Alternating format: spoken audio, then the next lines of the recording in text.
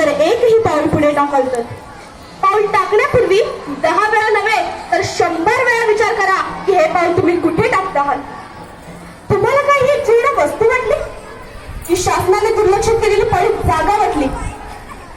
अहो, एकेकाळी ते महाराष्ट्राचं वैभव अवघ्या जगाचे डोळे दिपवून टाकत होतं, संपूर्ण जगाला आकर्षित करत होतं. माझं धनी छत्रपती शिवराय. आहा, नुसतं नाव जरी घेतलं तरी अंगावर रोमांच उभं राहतात. ज्या महाराजांनी स्वतःच्या हातांनी एक एक दगड रचून मला उभं केलं आणि त्यांच्याच पवित्र स्पर्शाने आज माझ्या आयुष्याचं सोनं झालं. काय म्हणाला? मी कोण? अजूनही नाही कळलं? अहो, मी महाराष्ट्राची संस्कृती, महाराष्ट्राची महती, महाराष्ट्राची संपत्ती आणि महाराष्ट्राचा अभिमान अर्थात महाराष्ट्राचा किल्ला बोलतोय.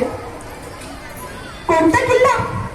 अहो, मीच तो शिवनेरी जिथे शिवबा नावाचा सूर्य उगवला. मीच तो तोरणा जिथे स्वराज्याचा श्री गणेश झाला. मीच तो प्रतापगड जिथे माझ्या शिवबाने अफजल खानचा कोठा बाहेर काढला आणि मीच तो लाल महाल जिथे शाहिस्ते खानाचा नाच उतरवला. मीच तो पुरंदर जिथे मुलांताची त्वेषाने रटला आणि मीच तो पन्हाळा ज्याच्या वेड्यातून माझा राजा सुखरूप निसटला. मीच तो विशाळगड जिच्या पायथ्याशी माझी प्रभू प्राणपणाने रटला आणि पावन झाला. अहो, मीच तो कोंढाणा जिथे माझा सिंह शत्रूवर तुटून पडला आणि इतिहासात नरवीर म्हणून प्रसिद्ध झाला. मीच तो राजगड जिथे माझ्या राजाने संसार घातला आणि मीच तो रायगड जिथे माझ्या राजाचा राज्याभिषेक झाला आणि बादशाह औरंगजेबाच्या हृदयात ज्वालामुखी फुटला. माझ्या प्रत्येक पायरीवर माझ्या शूरवीर मावळ्यांच्या पवित्र रक्ताचा अभिषेक झाला आहे आणि माझी प्रत्येक पायरी जणू पावनच झाली आहे. अशा पायरीवर चढण्यापूर्वी एकदा माझ्या राजाचं स्मरण करा. इथला प्रत्येक दगड इतिहासाची साक्ष पटवून देत आहे. त्या दगडावर तुमचं नाव करण्याचा शुद्धपणा तुम्ही करू नका. कारण हा दगड नुसता दगड नाही तर छत्रपतींनीच आपल्याला मेरून मणी आहे हे लक्षात असू दे.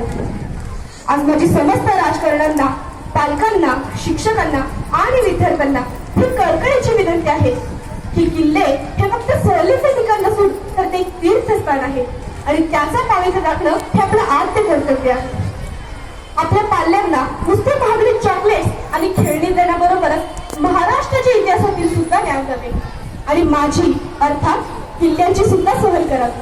परंतु ऐतिहासिक माहिती हे माझ्या मर्दा मराठी मावळ्यांनो, मीच तर महाराष्ट्राचं वैभव आणि मीच तर महाराष्ट्राचा वारसा आहे. तो तुम्ही जपावयास हवा. मी वाट पाहतोय त्या शूरवीर मावळ्याची जो माझी पायरी चढण्याचा स्वतःच एक पायरी होऊन कळसावर स्वराज्याचा भगवा फडकवेल आणि जय महाराष्ट्राचे गजर अवघ्या आसमंतात तुंबवेल. जय महाराष्ट्र.